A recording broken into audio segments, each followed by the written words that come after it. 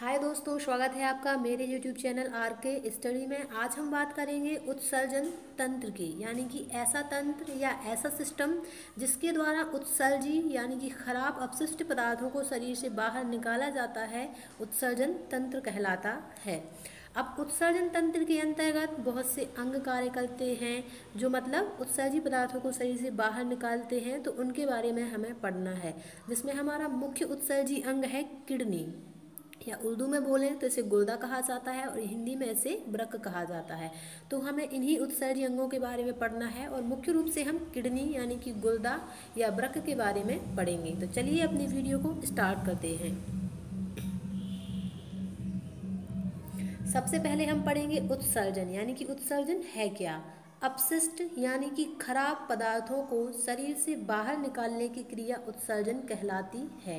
यानी कि हमारे शरीर के जो अपशिष्ट पदार्थ है, खराब पदार्थ है, यानी हम बोल सकते हैं सीधे से जो फालतू पदार्थ हैं, यानी कि जिनकी हमारे शरीर में कोई आवश्यकता नहीं है। तो अपशिष्ट यानी कि फालतू खराब पदार्थों को शरीर से बाहर निकालने की क्रिया उत्सर्जन कहलाती है। जो अंग अपशिष्ट पदार्थों को, यानी कि जो अंग जो अपशिष्ट पदार्थों को या खराब पदार्थों को या फालतू पदार्थों को शरीर से बाहर निकालते हैं, उन्हें क्या कहा जाता है? उत्सर्जी अंग कहा जाता है। यानी कि अपशिष्ट या खराब या जो हमारे शरीर के जो फालतू पदार्थ हैं, जो अनावश्यक पदार्थ हैं, उनको शरीर से बाहर निकालने की क्रिया उत्सर्जन कहलाती है। और जो अंग इन अपशिष्ट पदार्थों को शरीर से बाहर निकालते हैं, उन्हें उत्सर्जी अंग कहा जाता है। अब हम बात करते हैं हमारे शरीर के कौन कौन से अंग हैं जो उत्सर्जन का कार्य करते हैं, यानी कि अनावश्यक पदार्थों को शरीर से बाहर निकालने का कार्य करते हैं। तो सबसे पहले हम बात करते हैं त्वचा की। त्वचा क्या है? एक उत्सर्जी अंग है जो हमारे शरीर से क्या करता है? पसीने को बाहर निकालता है। और सीवम, सीवम का मतलब होता है जो चिपचिपा पदार्थ, यानी कि जो तेल जैसा पदार्थ बाहर आ जाता है। जैसे आप लोगों ने देखा होगा, कभी सो के उठो तो नाक पर जो चिपचिपा तेल जैसा पदार्थ आ जाता है, वह कहलाता है सीवम। और नमक, अगर हम बात करें हमारा पसीना कैसा होता है? नमकीन ही होता है, मतलब नमक जैसा टेस्ट आता है उससे। तो मतलब नमक का भी क्या करती है त्वचा जो है, नमक को भी उत्सर्जी पदार्थ के रूप में बाहर निकालती है। तो त्वचा किस किस का स्त्रवण करती है या उत्सर्जी पदार्थ के रूप में बाहर निकालती है? तो पसीने का, सीवम का और नमक का। अब हम बात करते हैं फेफड़ों की, यानी कि फेफड़े भी क्या है? हमारे उत्सर्जी अंग का कार्य करते हैं। तो फेफड़े उत्सर्जी अंग के रूप में कौन से पदार्थ को बाहर निकालते हैं? तो CO2, यानी कि हमने निःशोषण किया, यानी कि O2 गैस अंदर ली और फिर निःशोषण के द्वारा हम CO2 गैस जो है बाहर निकालते हैं। तो CO2 वाष्प, यानी कि निःशोषण के द्वारा, और जो ऊष्मा वगैरह है जो बाहर निकलती है वाष्प के रूप में वो। और वल्गम वगैरह, वल्गम का मतलब होता है खखार, मतलब जब हम खांसते वगैरह हैं तो फेफड़े क्या करते हैं? जो बलगम वगैरह है, जो खराब पदार्थ हैं, उनको जो है खखार के रूप में, बलगम के रूप में बाहर निकाल देते हैं। तो फेफड़े किस किस का उत्सर्जन करते हैं? CO2 का, वाष्प का और वल्गम का। अब हम बात करते हैं बड़ी आंत की। तो बड़ी आंत जो है हमारे जो अनपचा भोजन है, अनपचा भोजन यानी कि जो पचा नहीं है, जो खराब है, अनावश्यक है, अनपचा भोजन है, उसको बाहर निकालता है लैट्रिन के रूप में। और लैट्रिन को ही क्या कहा जाता है? कायल कहा जाता है। यानी कि बड़ी आंत अनपचे या अनपचा भोजन को कायल के रूप में बाहर निकालती है। अब हम बात करते हैं यकृत की। तो यकृत क्या करता है? यकृत जो है हमारा जो हानिकारक पदार्थ है, क्या? अमोनिया। अमोनिया क्या है? बहुत हानिकारक पदार्थ है। तो यकृत जो अमोनिया है इसको यूरिया में बदल देता है। यानी यकृत अमोनिया जो हानिकारक पदार्थ है उसको कम हानिकारक पदार्थ यूरिया में बदल देता है। और फिर वृक्क क्या करता है? जो मतलब यकृत ने अमोनिया को यूरिया में बदल दिया, अब वृक्क क्या करेगा? इसी यूरिया को बाहर निकाल देता है पेशाब के रूप में। किसके रूप में? पेशाब के रूप में बाहर निकाल देता है वृक्क। तो यकृत ने अमोनिया को यूरिया में कन्वर्ट किया और वृक्क ने यूरिया को पेशाब के रूप में शरीर से बाहर निकाल दिया। जो अपना वृक्क है यह क्या है? मुख्य उत्सर्जी अंग है। जैसे कि त्वचा भी उत्सर्जी अंग है, फेफड़ा भी उत्सर्जी अंग है, बड़ी आंत भी उत्सर्जी अंग है, यकृत भी उत्सर्जन में भूमिका निभा रहा है। और जो वृक्क जो क्या है, यह हमारा मुख्य उत्सर्जी अंग है। तो इसी के बारे में हमें आगे पढ़ना है। यह देखिए हमारा डायग्राम जो है, यह जो है हमारे उत्सर्जन तंत्र का चित्र है। किसका डायग्राम है? उत्सर्जन तंत्र का। तो ये जो हमारी है ये क्या है? किडनी है, जिसे वृक्क कहा जाता है या उर्दू में बोले तो गुर्दा कहा जाता है। दोनों ओर एक एक किडनी पाई जाती है, दाईं ओर और बाईं ओर। दाईं किडनी थोड़ी सी नीचे झुकी हुई होती है क्योंकि दाईं ओर हमारा जो है लीवर पाया जाता है। किडनी के ऊपर ये जो है दोनों ओर ये ग्रंथि है, दोनों किडनी पर, दाईं किडनी पर और बाईं किडनी पर, ये दोनों ही क्या है? अधिवृक्क ग्रंथियां हैं, या इन्हें अंग्रेजी में अगर बोलें तो एड्रिनल ग्रंथि या एड्रिनल ग्लैंड कहा जाता है। ये हमारी किडनी है, किडनी से जुड़ी हुई ये क्या है? मूत्र वाहिनी है, यानी कि किडनी से जो है मूत्र लेकर ये कहाँ आती है? मूत्राशय में, और यहाँ क्या है? मूत्र एकत्रित हो जाता है, मूत्राशय में मूत्र एकत्रित हो जाता है, जो मूत्र मार्ग के द्वारा जो है उत्सर्जन कर दिया जाता है, यानी कि यहाँ से मूत्र का उत्सर्जन कर दिया जाता है। ये मूत्र मार्ग है, यहाँ से मूत्र का उत्सर्जन कर दिया जाता है। तो जो हमारा जो किडनी है यह हमारा मुख्य उत्सर्जी अंग है। तो आगे हमें किडनी के बारे में ही पढ़ना है। किडनी, ये है हमारी किडनी की संरचना। ये हमारी किडनी की संरचना है जो सैम के बीज के आकार की होती है। इसका जो बाहरी भाग है वह कॉर्टेक्स कहलाता है और जो भीतरी भाग है वो क्या कहलाता है? मेड्यूला कहलाता है। यह इसका जो है रेनल हाइलम वाला हिस्सा है, इसमें जो है अमोनिया की मात्रा अधिक पाई जाती है। इस हिस्से में अमोनिया की मात्रा जो है, अमोनिया या यूरिया की मात्रा अधिक पाई जाती है। ये अपना कॉर्टेक्स है बाहरी भाग, और ये भीतरी भाग मेड्यूला कहलाता है। और जो इसकी जो बाहरी झिल्ली है इसका नाम है पेरिटोनियम, यानी इस किडनी के ऊपर या किडनी का जो बाहरी आवरण है वह कौन सा होता है? पेरिटोनियम झिल्ली से जो है किडनी चारों ओर से घिरी रहती है। तो हमें किडनी के बारे में ही सारी जानकारी पढ़नी है। सबसे पहले है किडनी क्या कार्य करती है? रक्त को छानना, यानी किडनी क्या कार्य करती है? रक्त को छानने का कार्य करती है। और जो उत्सर्जी पदार्थ हैं रक्त में से, जैसे कि यूरिया हो गया, यूरिक अम्ल हो गया, इन सबको क्या कर देती है? मतलब छानकर अलग कर देती है, यानी कि बॉडी से बाहर निकाल देती है। इन खराब अनावश्यक पदार्थों का उत्सर्जन कर देती है। तो किडनी का मुख्य कार्य क्या है? रक्त को छानना। अगर हम बात करें शुद्धिकरण का कार्य कौन करते हैं, तो शुद्धिकरण के कार्य फेफड़ा करते हैं। मतलब शुद्धिकरण बात एक अलग है और छानना बात अलग है। फेफड़े क्या करते हैं? जो मतलब अशुद्ध रक्त रहता है, CO2 युक्त रक्त, उसमें O2 को क्या कर देते हैं? ये मिला देते हैं, यानी रक्त को शुद्ध कर देते हैं। और किडनी का काम क्या है? सिर्फ उसको छानना, यानी कि जो खराब पदार्थ हैं रक्त में, अनावश्यक पदार्थ हैं, उनको छानकर बॉडी से बाहर निकालना। दूसरा अगर हम बात करें तो क्या है? पेशाब निर्माण, यानी किडनी क्या कार्य करती है? पेशाब निर्माण का कार्य करती है।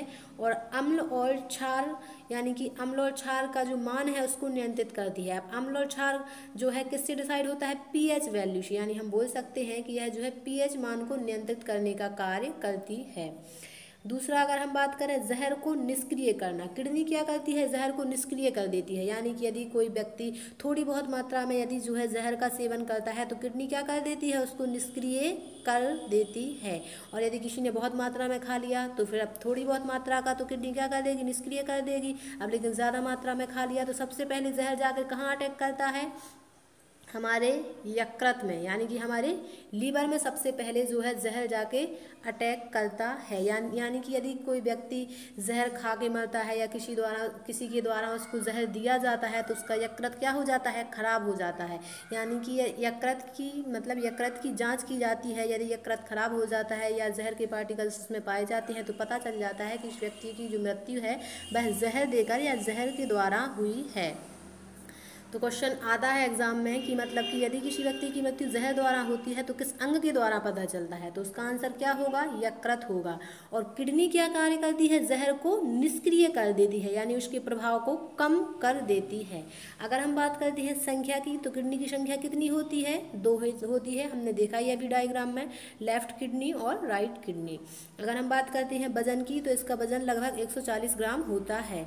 झिल्ली, यानी कि जो किडनी है चारों ओर से किस झिल्ली द्वारा घिरी रहती है? तो उसका नाम क्या है? अभी मैंने बताया था पेरिटोनियम। पेरिटोनियम का आवरण चारों ओर पाया जाता है। किडनी का बाहरी भाग क्या है? कॉर्टेक्स है, ये हमने डायग्राम में दिखाया है। बाहरी भाग क्या है? कॉर्टेक्स। भीतरी भाग क्या है? मेड्यूला है। प्रवेश द्वार, यानी कि जहाँ से जो है मतलब किडनी जो है छानने का कार्य करती है। तो रक्त वगैरह जहाँ से प्रवेश करता है इसमें, वह प्रवेश द्वार क्या है किडनी का प्रवेश द्वार जो है रेनल हाइलम कहलाता है। और इसमें सर्वाधिक मात्रा में क्या है, अमोनिया यही पाया जाता है। अगर क्वेश्चन पूछा जाए कि किडनी में सर्वाधिक मात्रा में अमोनिया या यूरिया कहाँ पाया जाता है, तो वह हिस्सा कौन सा है, रेनल हाइलम है। अगर हम बात करते हैं इकाई, यूनिट, यानी यूनिट या इकाई का मतलब होता है वह चीज़ किससे बनी हुई है। जैसे मकान ईंटों से बना है तो मकान की इकाई क्या हो गई, ईंट या गुम्मा हो गया, है ना। इसी तरीके से जो हमारी किडनी है वह किससे बनी है, नेफ्रॉन से मिलके बनी है। इसलिए किडनी की यूनिट या इकाई क्या हो जाएगी, नेफ्रॉन हो जाएगी। और एक किडनी में 8 लाख नेफ्रॉन पाए जाते हैं। कितनी संख्या होती है नेफ्रॉन की, 8 लाख होती है।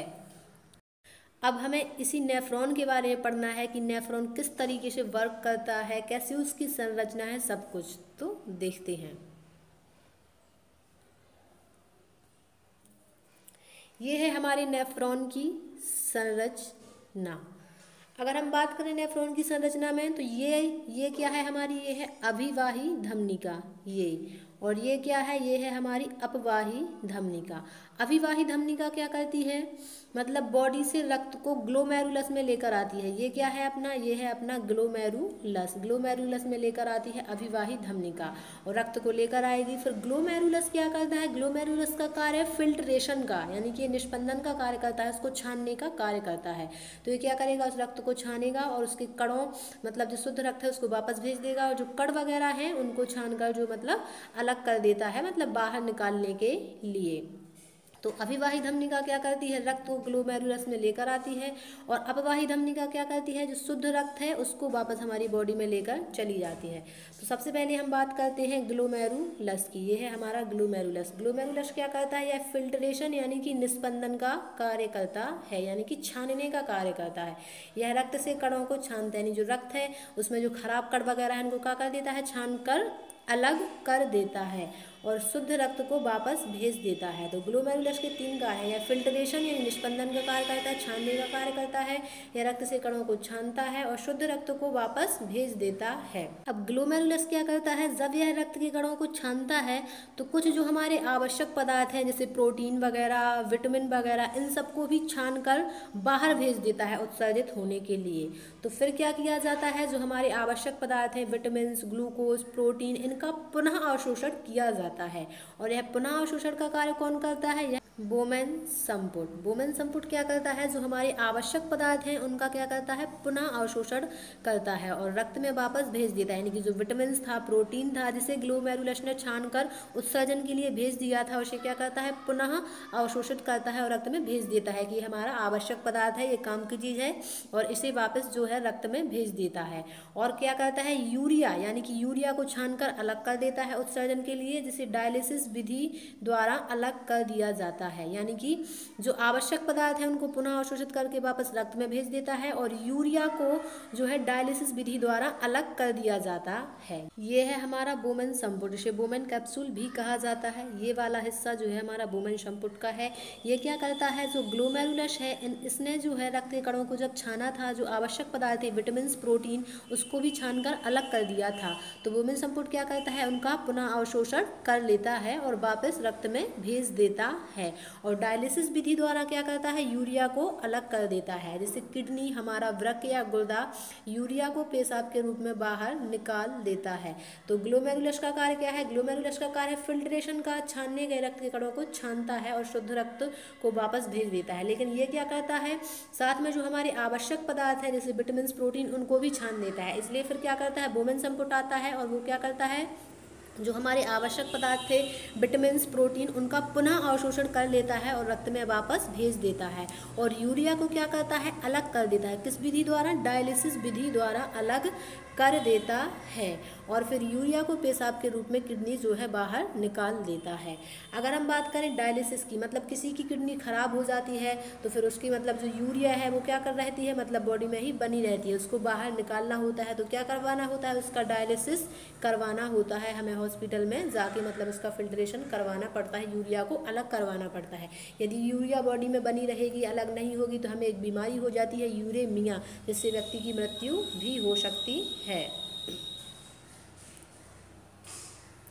अब हम बात करते हैं यूरिन यानी कि मूत्र के बारे में या पेशाब के बारे में, मतलब कितने % इसमें क्या है सब कुछ। तो इसमें जल कितने % है, 95% जल पाया जाता है, यूरिया 2% और 3% में और अन्य पदार्थ हमारे खनिज लवण वगैरह पाए जाते हैं। बात करते हैं पीएच मान, तो कितना है इसका 4.8, यानी किस प्रकृति का होगा, अम्लीय प्रकृति का होगा, क्योंकि यदि 7 से कम होता है तो अम्लीय प्रकृति का माना जाता है। अगर हम बात करें इसका रंग यानी कि यूरिन या हमारी पेशाब का रंग कैसा होता है, हल्का पीला होता है, जो किसके कारण होता है, यूरोक्रोम के कारण होता है, यानी कि हमारी पेशाब में या हमारी यूरोन में यूरोक्रोम नामक एक तत्व पाया जाता है, जिसके कारण उसका रंग जो है हल्का पीला होता है। अगर हम बात करें गंध यानी कि हमारी पेशाब से जो गंध है वह किसकी वजह से आती है, तो किसकी वजह से आती है, अमोनिया की वजह से, क्योंकि हम जैसे ही पेशाब को जो है यूरिया के रूप में बाहर निकालते हैं तो वह कुछ समय पश्चात अमोनिया में कन्वर्ट हो जाती है, और जो है मतलब अमोनिया के रूप में ही जो है उसकी गंध आती है, जो मतलब बेकार गंध आती है वो किसकी गंध रहती है, अमोनिया की गंध रहती है। अब हम बात करते हैं किडनी की बीमारियां यानी कि किडनी से संबंधित बीमारियां कौन कौन सी हैं।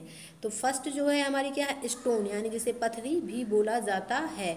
जो हमारी किडनी में जो है ज़्यादातर पथरी या स्टोन की बीमारी हो जाती है, जिसमें क्या रहता है, कैल्शियम ऑक्सीलेट रहता है, ऑक्जेलिकेट रहता है।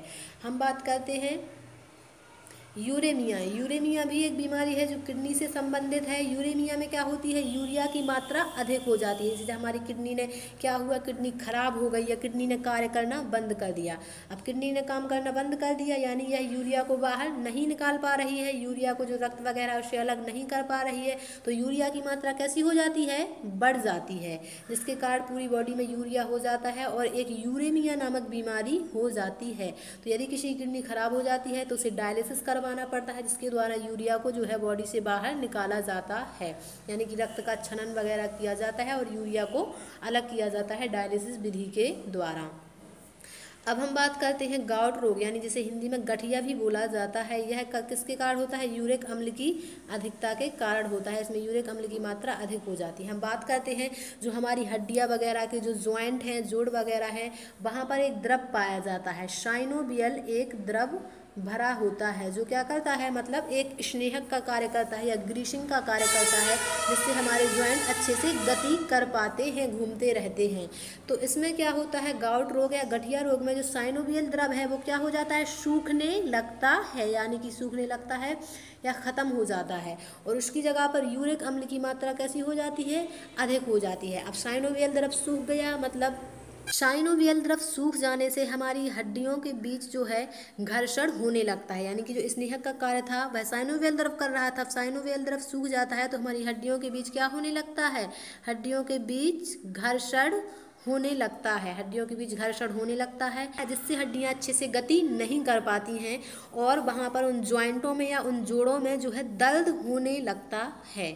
तो गाउट रोग में यही होता है कि हड्डियों के जो जोड़ हैं, जॉइंट हैं, वो अच्छे से मूवमेंट नहीं कर पाते हैं और उन हाथों में जो है दर्द वगैरह या उन जोड़ों में दर्द होने लगता है। तो यह किसकी अधिकता के कारण होता है, यूरिक अम्ल की मात्रा अधिक हो जाती है और साइनोवियल द्रव जो है सूखने लगता है। अगर हम बात करें हमारी किडनी खराब हो जाती है तो क्या करना चाहिए, यदि किसी व्यक्ति की किडनी खराब हो जाती है तो ट्रांसप्लांट करना चाहिए, यानी कि मतलब प्रत्यारोपण कर देना चाहिए, अंग का प्रत्यारोपण कर देना चाहिए, और वो भी कब, 48 घंटे के अंदर अंदर, यानी कि किसी यदि यानी कि कोई व्यक्ति यानी कि मर गया है या ख़त्म हो गया है तो उसकी किडनी 48 घंटे के अंदर अंदर किसी दूसरे व्यक्ति में लग जानी चाहिए, वरना किडनी क्या हो सकती है, खराब हो सकती है। या कोई स्वस्थ व्यक्ति भी अपनी किडनी दे सकता है, क्योंकि कोई भी व्यक्ति हो वो एक किडनी पर जिंदा रह सकता है और अच्छे से काम कर सकता है, उसको कोई दिक्कत नहीं होगी। तो यानी यदि कोई स्वस्थ व्यक्ति देता है तो भी 48 घंटे के अंदर अंदर उसको मतलब उसका प्रत्यारोपण करना चाहिए, ट्रांसप्लांट करना चाहिए, या फिर कोई मतलब मृत व्यक्ति की किडनी लगाते हैं तो उसको भी 48 घंटे के अंदर अंदर लगा देना चाहिए।